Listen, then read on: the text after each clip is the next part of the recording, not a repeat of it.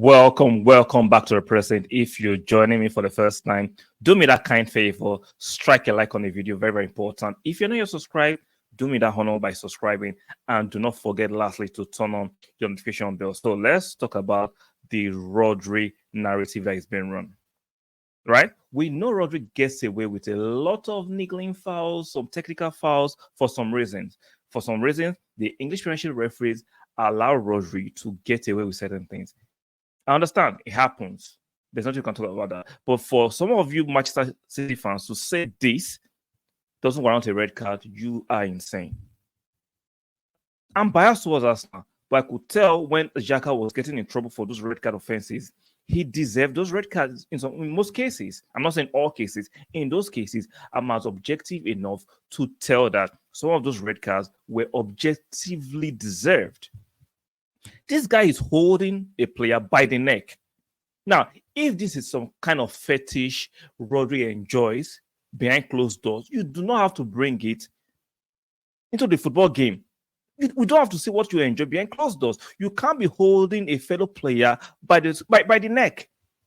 This is violent conduct. And some of you have the audacity and temerity to say, oh, a yellow card at best will have settled it. You are insane. This is violent conduct, and I expect the FA to actually come down hard on this. You can't be holding a fellow player by the neck. Like I said earlier, if this is some kind of fetish that Rodri enjoys with his partner, either male or female, we understand what the kind of world we are these days. You can enjoy this kind of fetish behind closed doors. We do not have to say it on the pitch. So anybody that is questioning this, that is not a red card, you need your head checked. You need your head checked. On the other flip side, the narrative that we have to beat Manchester City in a couple of weeks because Rodri will not be available is being held in bad faith. You guys are trying to be cynical. We played Manchester City 3 times last season, right? In the FA Cup, we had Partey play first half, had an injury. Then we took him out, and we saw how the game momentum changed to Man City's.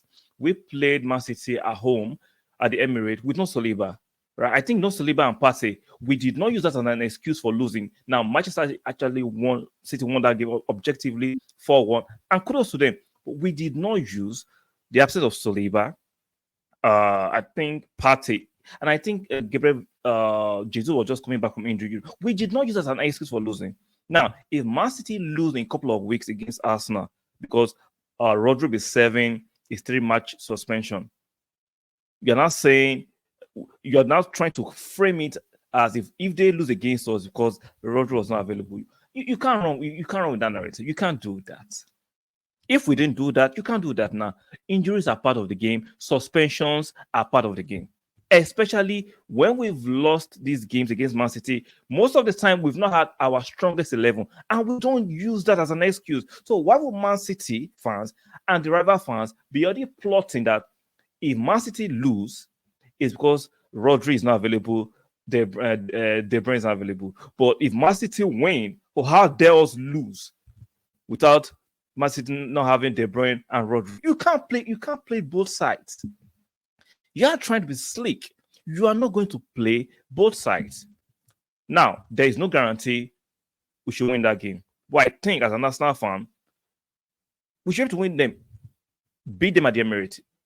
Now, we won the Charity Shield with Rodri involved, even though it was on penalty, not in regulation time.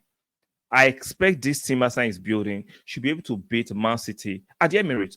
Whether with De Bruyne or Rodri or without both, we should be able to beat Manchester City at this moment.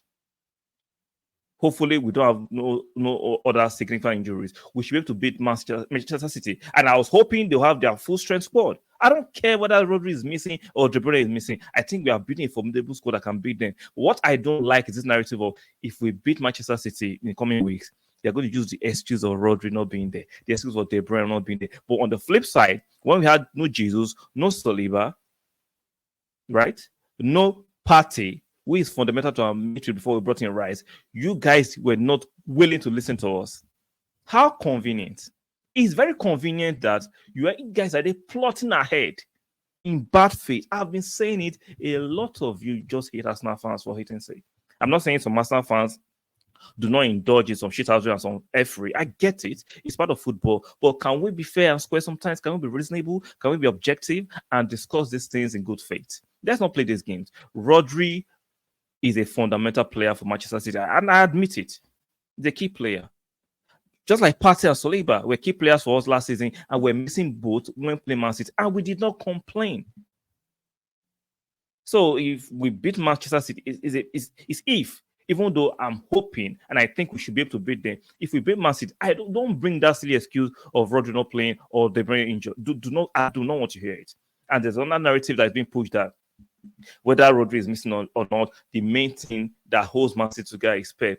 Now, I understand Pep, for me, arguably is the best manager on earth right now. But without quality players, Pep will be nowhere. Can we see? I've debunked this myth that Pep is a genius in context, right? Now, he's a genius in actually trying to harness, and he has, how would I put it? He knows how to harness the best out of quality players. You can call him a genius in that way. But don't tell me the genius that he can turn bang average players into quality players. He can't do that. He is not a miracle worker. He's not a magician. He can't do that. So let's stop this fake Pep can do all things. He is not God. He's not a deity. He's not a magician. He needs quality players to do what he's doing, just like Klopp and Arteta. They need quality players to do what they are doing. No, now can you can make you can probably push back and say there are some certain managers who cannot harness the talent or the assembly of quality players. I get it. Only few managers can do that. Mourinho's of this world, Arteta's of this world, the Klopp of this world, they know how to harness. And if managers like Carlos Queiroz, who was a former assistant to Alex Ferguson in those days, who was given a job at Real Madrid and he flopped the quality players. I get it. But at the same time, even Alex Ferguson at his pomp had the best of players to work with. That's why it was easy for him to win and continue to win trophy. You need quality players. There is no way Pep can go to Burnley and make them play the Man City way and be winning trophy. It's not going to happen. So stop this fake narrative that Pep is a miracle worker, is a deity of some sort, or is a magician. That is absolutely farcical. That is laughable, and that's a comic relief at best, in my opinion. So let me know in the comment section what you think about this narrative that is being run. That if we beat Manchester City in a couple of weeks without Rodri, is because Rodri wasn't present. Do you think so? I don't think so. With or without Rodri, Arsenal, in my opinion, has a strong team to beat Manchester City, provided we are fit. If both teams have fully fit squad at the Emirates, I still believe Arsenal will beat Manchester City. They're a superb team. I'm not going to deny that. But guess what? Arsenal are building a formidable team. 2 or 3 years ago that we lost, we lost by our inexperience. Remember that game at the Emirates that announced that Arteta wasn't joking? He took on Man City. We dominated them from start to almost finish. But we lost based on the red card to Gabriel Magalhaes and the inexperience of the team. Don't forget that game. It was Ben White and Gabriel Magalhaes that were holding the defense. Partey dominated Rodri. Let's not forget, even at Atletico Madrid, where both of them were playing, Partey was benching Rodri. I'm not saying right now Rodri is not the best DM in the world. He is. But guess what? Rice is not far away, and Partey is still playing. And Partey is not just far away, just as injury prone. So let me know in the comment section what you think of this Rodri narrative. Like the video on your way out, subscribe if you're not yet subscribed, and do me the last favor by turning on your notification bells. And I'll see you guys on the next one. Ciao and bye for now.